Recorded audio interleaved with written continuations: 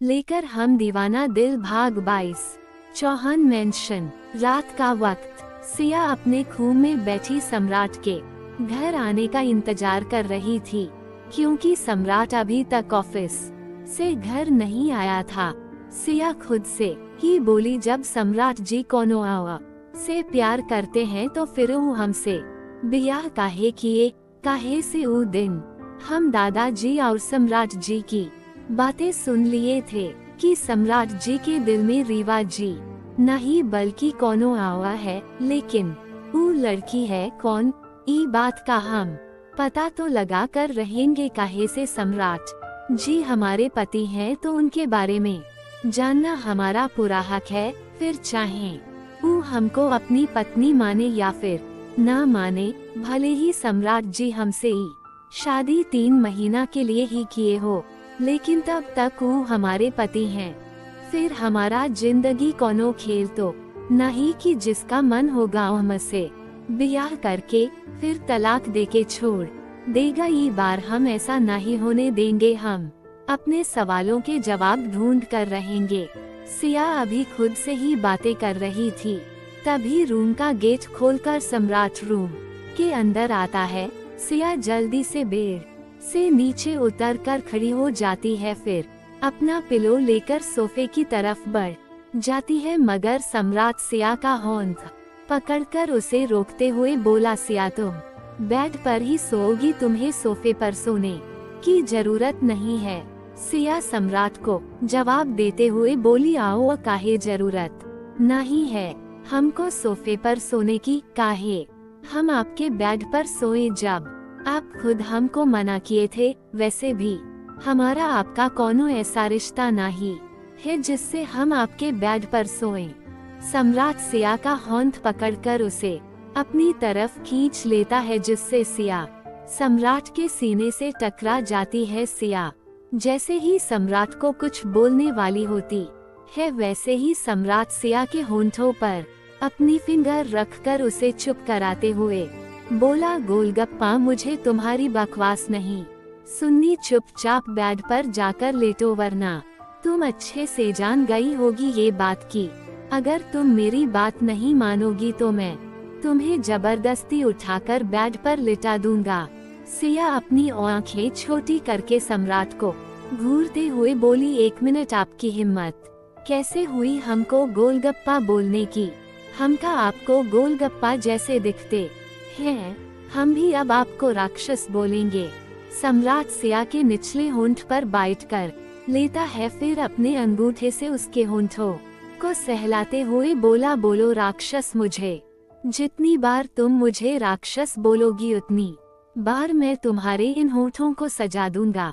सिया गुस्से में सम्राट को घूर रही थी। सम्राट सिया के होंठ से पिलो लेकर बेड पर फेंक देता है, फिर सिया की तरफ देखकर तिरछा मुस्कुराते हुए सम्राट वॉशरूम की तरफ चला जाता है। सम्राट को जाता हुआ देखकर सिया खुद से बोली, सम्राट जी आप अच्छा नहीं किए, आपको तो छोड़ेंगे नहीं हम, आप ना सच में राक्षस ही हैं। फिर सिया गुस्से में बेड पर जाकर लेट जाती है। कुछ देर बाद सिया को अपनी कमर पर किसी का होंठ महसूस होता है। सिया की आंखें हैरानी से बड़ी हो जाती हैं। सिया सम्राट को घूरते हुए बोली, ई का बदतमीजी है सम्राट जी, आप हमसे दूर रहिए। सम्राट सिया की कमर में होंठ डालकर उसे पीछे से अपनी बाहों में खींच लेता है, फिर सिया के गले पर अपनी गर्म सांसें छोड़ते हुए बोला, क्यों गोलगप्पा, तुम्हें मेरा तुम्हारे करीब आना अच्छा नहीं लगता? पति हूँ तुम्हारा, इतना तो हक है ना मेरा। सम्राट ही हरकतों से सिया का दिल जोरों से धड़क उठता है। सिया सम्राट को जवाब देते हुए बोली, सम्राट जी मत कीजिए, हम नहीं चाहते कि आप हमारे थोड़ा सा भी करीब आएं। काहे से अगर आप हमारे करीब आए तो आपको छोड़कर यहाँ से जाना ही पाएंगे। हमारी जिंदगी का सबसे बड़का सच यही है कि हमको आपकी जिंदगी से आपके घर से जाना पड़ेगा। तो हमको ऐसा सपना मत दिखाई जो बाद में हमको वो सपना टूटने पर तकलीफ हो। आपका तो कुछ हो नहीं जाएगा। काहे से आप पत्थर दिल इंसान है, आपको ना तो हमसे आज कोनो फर्क पड़ता है, आओ ना ही कल पड़ेगा। इलिए बोल रहे हैं कि आप दूर रहिए हमसे, आपके आओ हमारे लिए ही सही होगा। फिर सिया सम्राट की तरफ अपनी पीठ करके अपने आप को ब्लैंकेट से कवर करके लेट जाती है। सिया की बात सुनकर सम्राट निशब्द होकर सिया की पीठ को देख रहा था। फिर कुछ देर बाद सम्राट भीजिया से दूर होकर अपनी आंखें बंद करके लेट जाता है। सिया ड्रेसिंग मिरर के सामने खड़े होकर तैयार हो रही थी। उसके बाल गीले थे जिससे पानी की कुछ बूंदें टपक रही थी। सिया अपने होंठ में सिंदूर की डब्बी से सिंदूर लेकर अपनी मांग में भर रही थी। तभी उसे मिरर में सम्राट दिखाई देता है जो अभी अभी अपने जिम से आया था। सिया की नजरें एक पल को सम्राट पर टिक जाती हैं। वो बहुत ही हैंडसम लग रहा था, लेकिन फिर सिया अपनी नजरें सम्राट की तरफ से हटा लेती है। लेकिन सिया को देखकर सम्राट की नजरें उसके ऊपर से नहीं हट रही थी।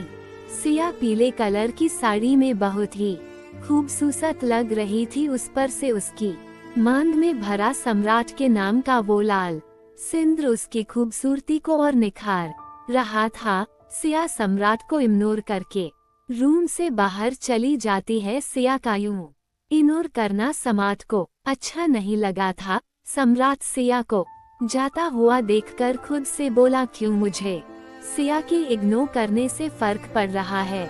मेरे दिल में उसके लिए कोई जगह नहीं होनी चाहिए। वहीं दूसरी तरफ जैसे ही सिया अपने रूम से बाहर हॉल में आती है तो हॉल में उसे प्रवर्धन जी और रोहन सोफे पर बैठे नजर आते हैं। रोहन को देखकर सिया गुस्से में भर जाती है। सिया प्रवर्धन जी के पास आकर बोली, दादाजी आप ई चमगादड़ को अपने साथ लेकर यहाँ काहे आए? सिया की बात सुनकर जहाँ प्रवर्धन जी हंसने लगते हैं वहीं रोहन चिढ़ते हुए सिया से बोला, आपने फिर से मुझे चमगादड़ कहा, आप मुझे ऐसे नहीं बोल सकती। रही बात यहाँ आने की तो ये मेरे भाई का घर है जहाँ पूरा हक है आने का। सिया अपनी आंखें छोटी करके रोहन को घूरते हुए बोली, अगर ये तुम्हारे भाई का घर है तो ये हमारे पति का घर है तो तुम हमारी मर्जी के बिना नहीं आ सकते। रोहन सिया से बोला, ओ हेलो, कौन से पति की बात कर रही हैं? आप उस पति की जो आपको अपनी पत्नी नहीं मानते और ना ही आपके साथ की गई शादी को। तभी प्रवर्धन जी गुस्से में रोहन से बोले, रोहन ये क्या बदतमीजी है? तुम्हारी हिम्मत कैसे हुई सिया बहू से ये सब बोलने की? रोहन को अब जाकर अपनी गलती का एहसास होता है कि उसने जल्दी में व्या बोल दिया। वही सिया को रोहन की बात से तकलीफ हो रही थी, लेकिन रोहन ने सच ही बोला था। रोहन सिया से माफी मांगते हुए बोला, सॉरी, मुझे माफ कर दीजिए, मैंने जल्दी में बोल। सिया रोहन की बात का कोई जवाब नहीं देती है। फिर वो प्रवर्धन जी से बोली, दादा जी आपके लिए हम नाश्ता बना कर लाते हैं। सिया किचन की तरफ चली जाती है। रोहन को अपने बोले गए शब्दों पर अफसोस हो रहा था। तभी सम्राट वहां आते हुए अपनी एक आईब्रो रेस करके प्रवर्धन जी से बोला, क्या बात है ठाकुर प्रवर्धन सिंह चौहान, आप तो रोज ही मेरे मेंशन में चले आते हैं, आप तो आए ही, लेकिन इस रोहन को लेकर क्यों आए? प्रवर्धन जी सम्राट को एटीट्यूड से जवाब देते हुए बोले, ठाकुर सम्राट सिंह चौहान, हम अपने पोते के घर में आते हैं, उससे तुम्हें क्या? अब हमारी बहू अगर इतना अच्छा खाना बनाएगी तो हम तो रोज आएंगे ही। रोहन तुम्हारा भाई है तो वो अपने भाई के घर आया है। सम्राट अपनी आंखें छोटी करके प्रवर्धन जी को घूरते हुए बोला, सीरियसली दादू, आप अपने पोते के घर पर हैं, लेकिन आप ये बात भूल रहे हैं कि आपका पोता मैं ही हूँ। अब तक सिया उन लोगों के लिए नाश्ता बनाकर ले आई थी। सम्राट के मेंशन में ऑलरेडी कुक थे, लेकिन जब से सिया आई थी सम्राट के घर में तब से सिया के होंठ का बना खाना ही सब खाते थे। अब सम्राट को भी सिया के हाथ का बना हुआ खाना अच्छा लगता था। सिया एक एक करके अपने हाथों से सबको नाश्ता परोस रही थी भी सम्राट की नजर एकदम से सिया की पतली और खूबसूरत कमर की तरफ चली जाती है। सिया ने अपनी कमर में साड़ी का पल्लू टांका हुआ था जिससे उसकी कमर दिख रही थी। सम्राट अपनी इंटेंस नजरों से सिया की कमर को ही देख रहा था। जैसे ही सिया सम्राट की नजरों का पीछा करती है तुरंत वो अपना पल्लू पूरी तरह से फैला लेती है। सम्राट सिया से नजरें हटाकर अपना नाश्ता करने लगता है। जैसे ही सिया सम्राट के पास चेयर पर बैठकर अपना नाश्ता करने लगती है, रोहन नाश्ता करते हुए बीच में ऐसी कुछ बातें बोल रहा था जिससे ना चाहते हुए भी सिया को हंसी आ रही थी और सम्राट को गुस्सा आ रहा था। सम्राट के चेहरे पर गुस्सा देखकर प्रवर्धन जी मन में बोले, ठाकुर सभराट सिंह चौहान, यही तो हम चाहते हैं कि तुम्हें रोहन को सिया के साथ देखकर गुस्सा आए और तुम अपनी फीलिंग को समझ सको। कुछ देर बाद सभी का नाश्ता कंप्लीट हो गया था। अब सभी हॉल में सोफे पर बैठे थे सिवाय सिया के। वो किचन में कुछ काम कर रही थी। तभी रोहन प्रवर्धन जी से बोला, नानू एक बात बताए मुझे, भाई और सिया जी की शादी को 1 महीना होने वाला है, अब बचे 2 महीने, उसके बाद भाई सिया जी को डाइवोर्स देंगे। नानू, तब आपने सोचा है कि सिया जी कहाँ जाएंगी, क्योंकि मुझे नहीं लगता कि वो अपने घर वापस जाएंगी भी।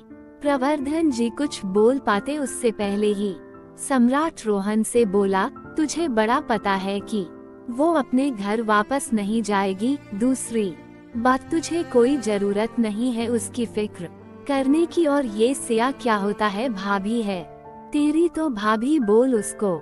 रोहन सम्राट को जवाब देते हुए बोला, भाभी बोलने का सवाल तब उठता है भाई जब आप उन्हें अपनी पत्नी मानते हो और वो आपके साथ रहे सारी उम्र, लेकिन आप तो 2 महीने बाद उन्हें डाइवोर्स देने वाले हैं, तो ये झूठा रिश्ता बनाकर क्या फायदा, मैं उन्हें सिया जी ही बुलाऊंगा। सम्राट गुस्से में जैसे ही रोहन को कुछ बोलने वाला होता है वैसे ही प्रवर्धन जी बीच में बोलते हैं, सम्राट रोहन ठीक ही तो बोल रहा है, इस बात की चिंता तो हमें भी खाए जा रही है कि डाइवोर्स के बाद सिया कहाँ जाएंगी, इसीलिए हमने ये फैसला लिया है कि तुम्हारे सिया को डाइवोर्स देने के बाद हम सिया की शादी किसी अच्छे लड़के से करवाएंगे जो उसे सारी खुशियां दे सके।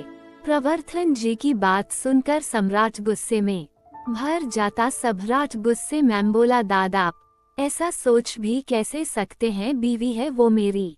रोहन सम्राट से बोला, लेकिन भाई डाइवोर्स के बाद तो सिया जी आपकी बीवी नहीं रहेगी।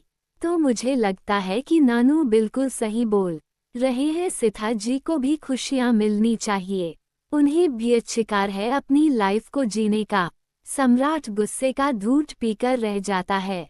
सम्राट गुस्से में अपने ऑफिस के लिए मेंशन से बाहर निकल जाता है। सम्राट को जाता हुआ देखकर प्रवर्धन जी रोहन से बोले, रोहन चिंगारी तो भड़का दी है, अब देखना ये है कि ये चिंगारी आग कब बनती।